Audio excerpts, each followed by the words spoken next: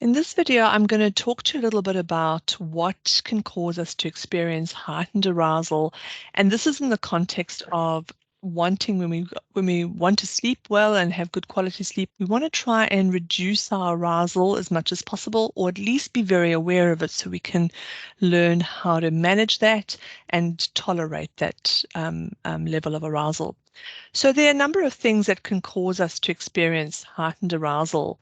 And as I go through them, they'll probably make a lot of sense. So physical exercise can cause us heightened arousal. It can take up to 20 to 30 minutes for the body to return to a normal heart rate and functioning after aerobic exercise. And if you're doing aerobic exercise that takes place at night, this will usually tire out your body, so you'll have a level of fatigue, but it will actually cause an arousal in the system. And for some people, it can then, you need to kind of plan for some downtime to allow for that arousal to actually dissipate before trying to get to sleep. So it's really important to be thinking about the level of physical exercise you're doing before going to sleep. Excitement is another thing that can cause heightened arousal. So being excited and looking forward to something will create an arousal in your system. In addition, if you've been out with other people or you've done something that you really have enjoyed, you will have felt an emotional arousal and perhaps even a mental stimulation. It can take some time for you to de-arouse and calm yourself before sleep. So this can also happen if you're like planning a holiday or you are watching a show or movie or going out for dinner or taking part in night team sports, etc. So being aware of your own system and how you respond to these things is really important. So being aware that if you go out for dinner and sometimes you eat a bit later and there's hopefully a really enjoyable evening, sometimes you can actually come back quite heightened. And it's important then again, this is not about not doing that, it's more about noticing it, becoming aware of it, and then putting in a sufficient amount of downtime before sleep to really slow things down again. The other thing that can cause us heightened arousal is any form of nervousness, worry, or problem solving. So, being nervous, anxious, worried about any events that are coming up in the next day or the near future will create a level of arousal that can interfere with your sleep. And it's often made worse by further worrying about getting good night's sleep prior to a special event or special occasion, which then results in you monitoring and, in effect, keeping yourself awake. If there's a real problem happening that actually really needs to be addressed, this can also keep you awake because you'll often find it's hard not to think about how to solve that problem during the night. And it feels like you sometimes only seem to come up with best solutions in the middle of the night. The reason for that is really because we don't always give ourselves enough time during the day to face things. We're very good at distracting ourselves with lots of work and other things that we're not really always sitting down and giving the time to our brain and our psyche to just think about things that we actually need to deal with and then make some plans around it so we can take back a sense of control. If we kind of studying or working that way as well, we're preparing for something the next day, for an exam or an assignment or a presentation or something.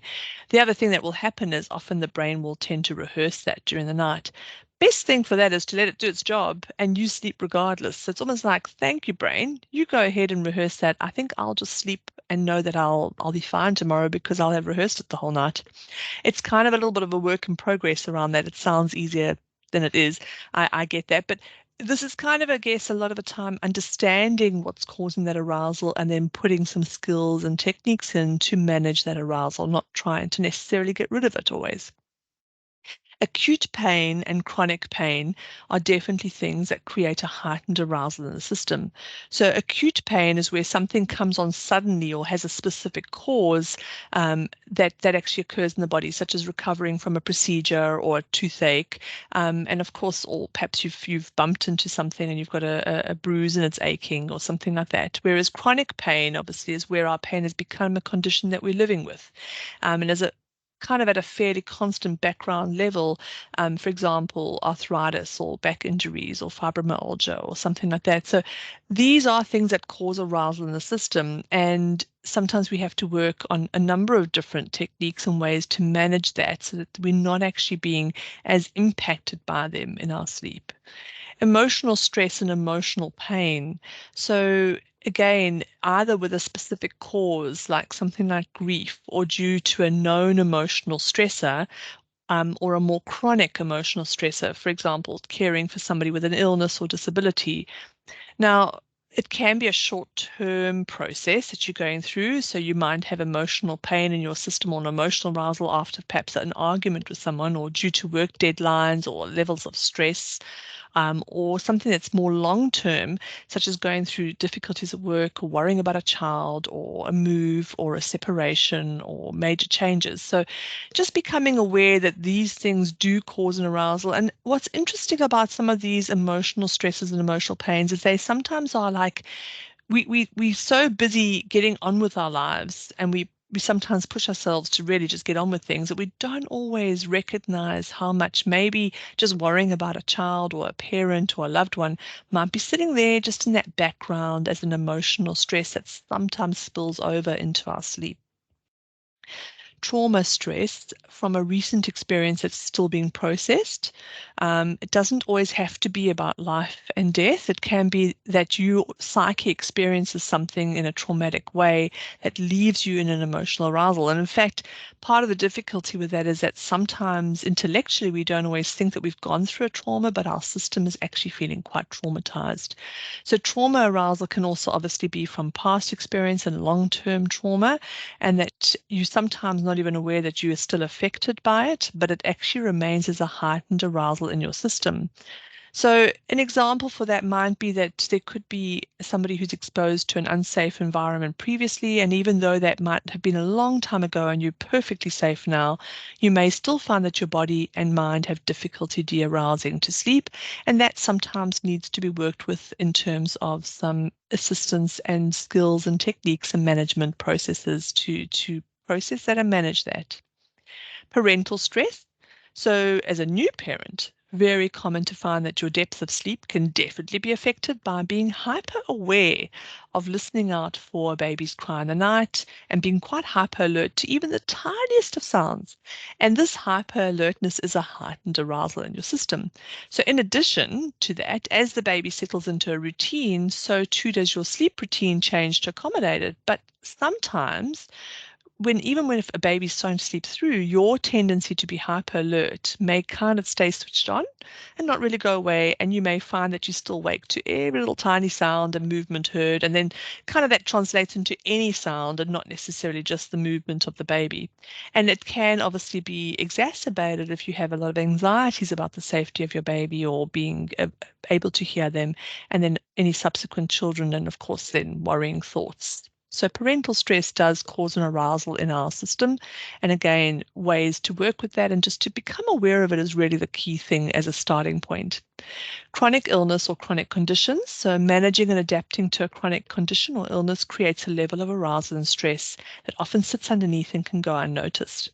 Sometimes an illness requires disrupted sleep as part of its management. For example, somebody with type 1 diabetes might have to wake in the middle of the night to test their blood sugars, or bladder conditions that result in several visits to the toilet during the night. So learning how to manage that and not allow that to kind of impact high levels of quality of sleep is another area. And just becoming, again, aware that this does cause some level of arousal. Mental health conditions. So when our mood is affected, either if we are feeling depressed or kind of maybe more sort of almost manic, or affects our arousal and often impacts our ability to sleep. So levels of anxiety, level of drive, level of sadness, level of low mood. Some people with sort of depression or anxiety type of symptoms, part of their presentation, will find it difficult to sleep. And for others, they almost feel like they retreat into their sleep and actually have difficulty waking and feeling alert. And sometimes if we have a high level of drive and it's almost like we're driven, we almost feel like we can't get to sleep and we're highly energetic and we need such a little bit of sleep. So sometimes it's also possible to feel so exhausted, like somebody who has chronic fatigue, perhaps, but feel like the body's in a state of overdrive at the same time. So even though I'm exhausted, it's like I'm agitated and I cannot actually de-arouse. It's like sparking electricity. Um, Feeling inspired or creative is another level of something that actually arouses our system. When we work in a creative project or in the process of planning something and feeling very inspired, it can obviously impact your sleep. As it can be difficult to turn that creative thought process off, and it wants to kind of keep running through the night and can churn through the night and give you lots of good ideas. Now, kind of being aware of these levels of arousals that can impact is kind of the first step. And our next step is then to practice certain techniques. And we use a lot of things around mindfulness-based insomnia techniques, relaxation, allowing time for ourselves to de-arouse, being conscious of what our system needs and how much de-arousal it needs. And once we recognize we need to accept our de-arousal levels, then we can actually begin to work on how to kind of manage them. So it's really important not to overlook the relevance of accepting your state of arousal and to work with it as you find it. If we get frustrated or cross with ourselves for being in a state of arousal or because we're having difficulty de-arousing, we're just really creating more arousal.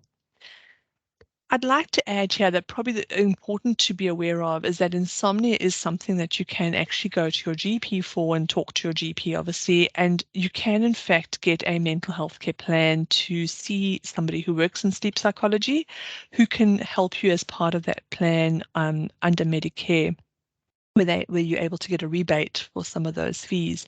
The other thing that I'd love to obviously suggest is that you can definitely look to do some mindfulness training or mindfulness groups, if that's something that you're drawn to, because that will actually help with that sort of regulation and helping you to become more aware of your levels of arousal versus de-arousal.